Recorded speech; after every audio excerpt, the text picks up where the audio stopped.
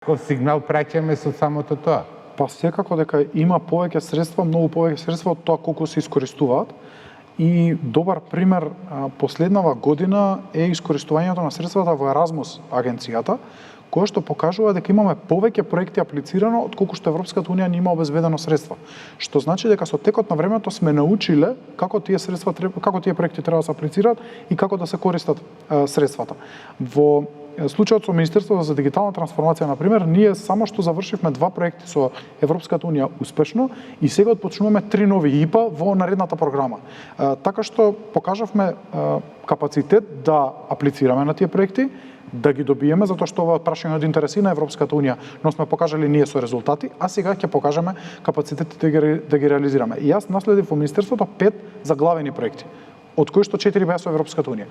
Сите застанате во некоја фаза заради немање на домашен капацитет да ги решавате проблемите кои што природно да се појават.